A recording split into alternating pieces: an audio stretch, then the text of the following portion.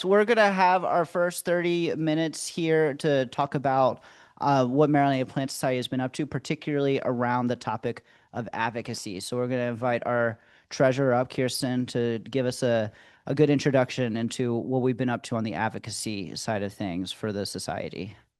I'm Kirsten Hoffman, and I have worked the last few years with Judy Fulton on doing some of our advocacy efforts for the Maryland Native Plant Society.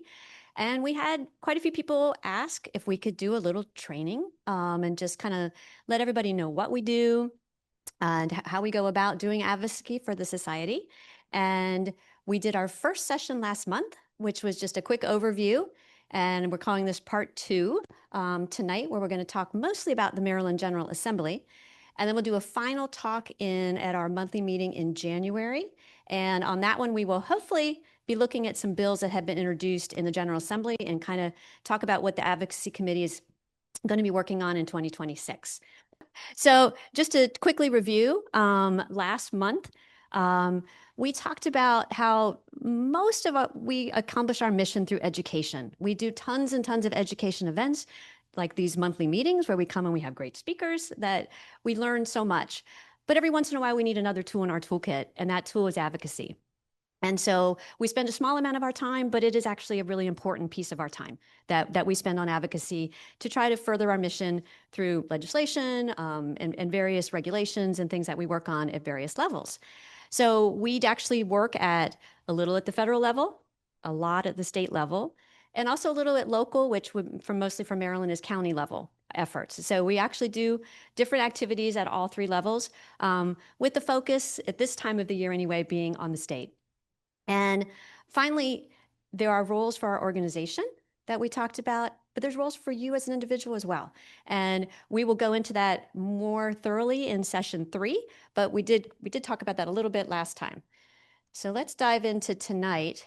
So if you have not been on the Maryland General Assembly's website, this is what their homepage looks like. And there is a treasure trove of information there. I use it all the time, looking up things either for who your legislators are, what bills are out for a session, what bills were out in previous sessions. You can find lots of information. So that first line there, that is the actual address of the website. If you just type in MGA or Maryland General Assembly, this is what you'll get. And if you look under the yellow bar, you could see it lists the status. And right now, the status of the General Assembly is adjourned. And crazy enough, they pronounce that sine die. So, meaning that the session is adjourned with no date scheduled to restart it because the session is completely finished for 2025. You can see the last line on the slide there tells the dates. We are almost to the 2026 session, begins on January 14th. So legislators are hurriedly putting bills together right now in preparation for the start of the session. And Maryland, we're a little unique in that our session each year only lasts 90 days. Very quick. It's very quick and intense. And it finishes up in 2026 on April 13th. So I'm going to take you through the steps, how a bill becomes a law. If those of you that grew up in the 70s and like remember Schoolhouse Rock, I'm just a bill is kind of what the theme of tonight is. So when a bill starts, and even in Schoolhouse Rock, it starts as a little idea bubble, and that's kind of how these things come about. Often a bill idea comes from a senator or a delegate. They might have a constituent come to them. They might know a law that needs tweaking. And sometimes an idea for a bill comes from an advocate, someone just like you or me. And throughout the presentation, I'm going to refer to a bill that we worked on in 2023 that created the Maryland Native Plants Program. That bill, actually, I had the initial idea to do this and brought in Judy and the Maryland Native Plant Society and Sierra Club, and we worked as a coalition to get that passed. So that was a very empowering thing to know as an individual. You can do this, and you can come up with an idea and write a bill. A lot of bills, like the Maryland Native Plants Program, was a first-time topic. We were creating a brand new function for the Maryland government. Many bills are amendments to an existing legislation, like the invasive plant bill that we worked on last year. That legislation existed. We wrote some language and amended it to make it stronger, more effective. So it can kind of work either way. And one really important thing once you got that idea is to think about a sponsor. I'm going to mention this a few times throughout because it happens at different times in the process. It's great if you find your sponsor in the very beginning because then your senator or delegate is a great resource. They know the process, they know how to get things done. So it's lovely to find that if you can. When we wrote the native plant bill, we were a little further along in the process before we finalized sponsors. So we did a little bit on our own, but it can happen at various times in the project. So once you've gotten that idea, whatever that idea may be, I like to think of you need to write a goals document. This is just in general language. You turn this bill into what do I want this bill to do? And just really simple. And you make a page or two of the points of what the bill is going to be.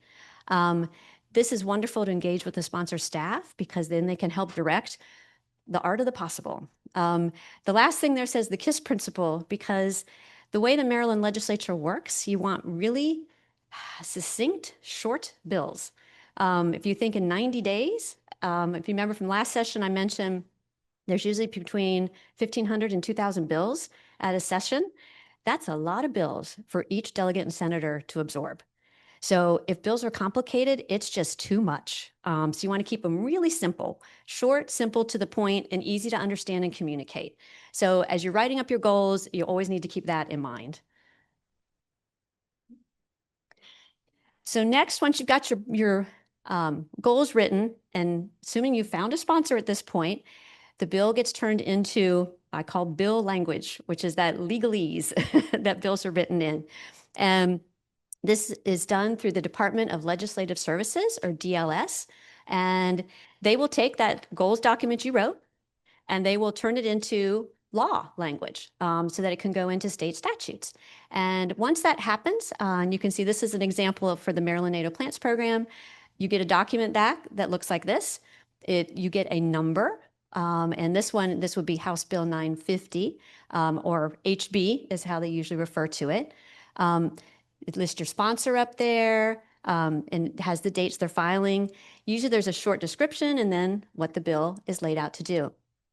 This process, you want to be as close to certain what you want in your bill as possible because it takes a lot of time to go back and forth with the Department of Legislative Services. They are writing a lot of bills and they don't have a lot of time to spend on each one. So the best, you can have it all laid out and have all your goals set, then they can write up the bill and then you can go ahead and file your bill, which is step 4. Now you have a bill. So you have some decisions to make once that bill is written. Bills can either be pre-filed or they can be regular filed. Pre-filed meaning before the session starts, and regular filed is after the session starts. The advantage if you file early is you are at the beginning of the queue. You get a hearing date, you have a lot of time to work through the process. The later you file, the less time you have. But if you pre-file, if you think there's going to be opposition, they also find out about your bill early. So you got to kind of weigh what is the best way to put your bill out there. And sometimes they're pre-filed. Sometimes your sponsor may decide, I'm just going to regular file this bill. There are deadlines that to make sure you get a committee hearing, which is the next step. You need to file your bills by kind of mid-February. After that, if you file it that late, your bill might not get a hearing and it might just kind of die before it gets heard. So that's a critical date of like, we need to make sure the bill gets filed, which just means it's written and you get it into the hopper and they file it for the either the House or the Senate. One other thing that helps your bill pass is a cross-file. And cross-file means you have a sponsor in the House and you have a sponsor in the Senate. And this is great because that means your sponsor is educating their other senators or other delegates about your bill from the get-go. If you're only filed in one chamber, it's just a little harder lift. So it's great if you can do a cross-file. So after your bill is filed, it's going to get assigned to a committee. And this is the part of the website that this is like the horse race part that you watch the yellow dots get filled in, and this is the progress of your bill. So this bill, and I found one that didn't unfortunately get out of committee, so the dots would stop here at referral to committee. So your bill gets assigned to committee by topic. It's wonderful if your sponsor is on the committee your bill gets assigned to, because they know the committee members. And the committee members also say a lot of our bills will go to environmental committees. Oh, so they know environmental laws, regulations, they know the issues, so they understand the bill better. This bill happens to be the gas leaf blower bill from last year, which, because it had small business impact as well as environmental, it went to economic matters. So the people were more interested in hearing the economic side of how the bills, what would happen if the bill passed versus the environmental side. So this bill had a harder time to pass because of its committee assignment. So something to think about when you're writing the bill of trying to get it to, in the House, we like to go to Environment and Transportation. And in the Senate, Triple E, Energy, Education, and the Environment are the two environmental committees that you have the easiest time with environmental type bill. So this, if you see on the bottom of this screen, when you're watching for bills to get filed, it does list the committee, and it'll tell you a date and a time when the bill is going to have its committee hearing. So the committee hearing, step 6. All the committee hearings are on YouTube. You can go to the website, you can find the committee, and you can watch the hearing. This happens to be, I'm on the far right and Judy's next to me. This is giving our testimony for the Maryland Native Plant Program bill. Hearings, your sponsor gets to explain the bill. Then the sponsor picks a small group of people that are their panel that will come and talk about the bill and why it's important. Each person speaking has 2 minutes. So you have to be very prepared. You write out your remarks, you practice, because after 2 minutes, they cut you off. So it's very important to be very precise and know exactly what you want to say. We've seen some crazy testimony where people haven't prepared and they ramble on and they don't impress the legislators. So you definitely want to use their time wisely and be very prepared to do this. Bills coming in out of committee, I just listed they can get favorable votes, they can get favorable with amendments. Amendments might be proposed at committees. They can get unfavorables. And then sometimes testimony is informational. That tends to be your state agencies will testify and just give informational testimony to help explain what your bill is about. After your committee hearing, we get the committee vote. Again, you can watch the votes on YouTube. So when you know a vote's coming up, it's neat to watch and see what debate there is and how they made the votes. This is a voting sheet that is from the Maryland Native Plant Program bill. You can see we had a unanimous yes vote out of committee, which was really nice. And either a favorable vote or a favorable with amendments vote will both advance to the full chamber. So if you get a yes vote out of committee, you go on to the next big step, which is going either to the full House or the full Senate for a series of votes. So step 8, once you go into the full chamber, they call these next 2 votes second reader and third reader, which you'll see in the next slide. That's the next couple of dots you get there. So second reader means it comes into the chamber, it is read, amendments are proposed, things are debated, and it's voted on.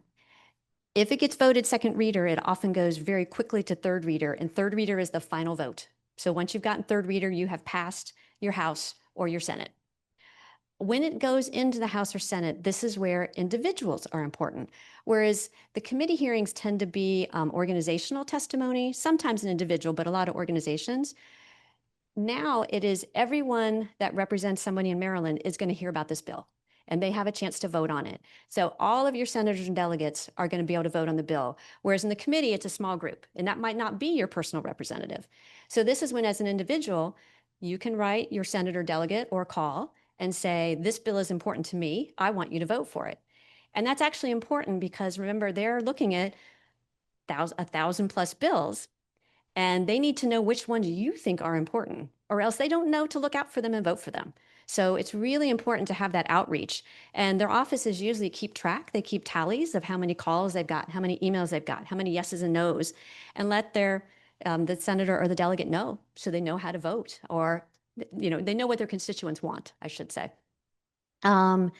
So once you've gotten and I just try to put a schedule here. I know it's kind of small to read, but I wanted to stress that when you are expressing your opinion, you really probably need to do it like as committee time, even though that might not pass out of committee, because sometimes when bills hit the full house, they go really quickly. They might even do second and third reader votes in the same day.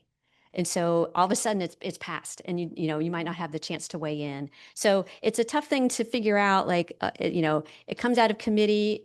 You might have 2 weeks till it gets voted on in the House or Senate. You might have 2 days. You never know what that schedule is going to be. All right, so now you can see when all the dots are filled in. I couldn't find one halfway, but as you go across the screen, you'll see the original chamber would have the bill. So this is an HB. So it's going to go first reader, committee, second reader, third reader.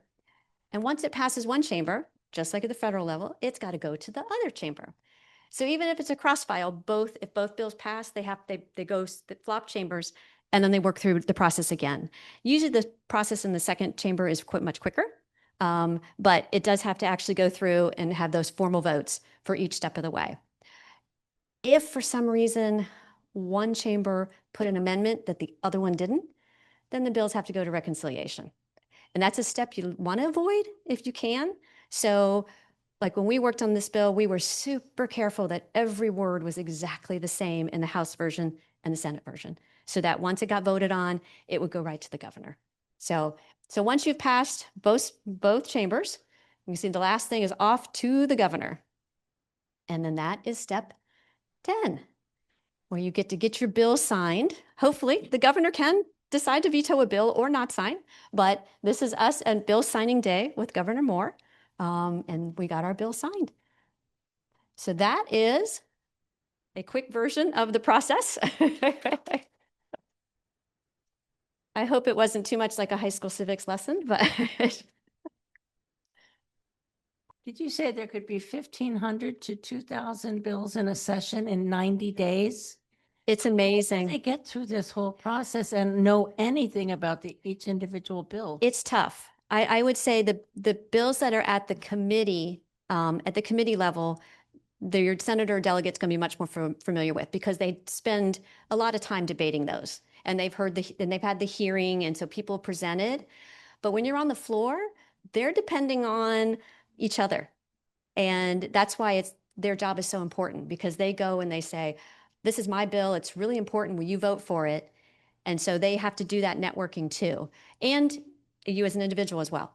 So you're right. There's only so many bills they're going to focus on, but it's the communication to let them know as much as we can about the bills.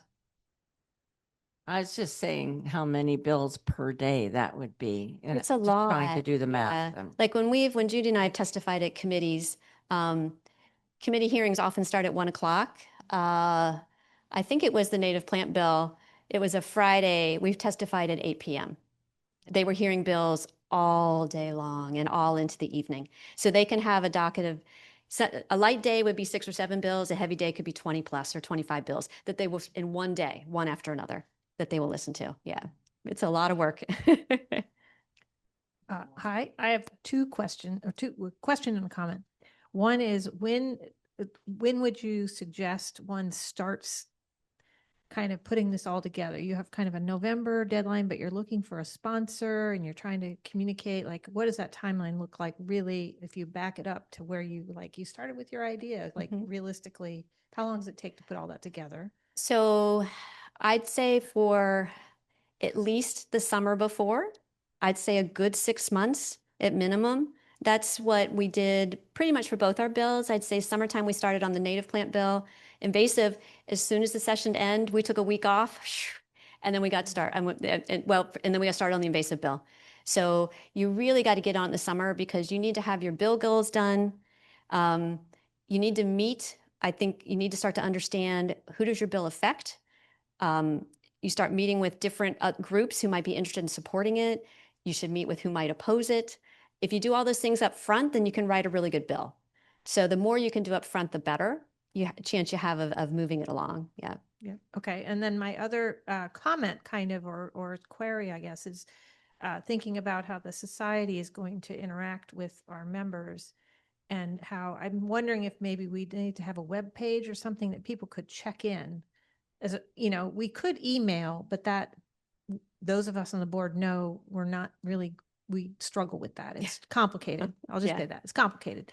So maybe we can build a web page or something that has sort of updates on things, or somehow we need to figure out how to communicate in a rapid way to be able to get people to write those letters and make those calls at those crucial moments. And I'm not exactly Right. sure what that looks like. So I think that would be a good topic for the first meeting of this legislative committee to kind of go through.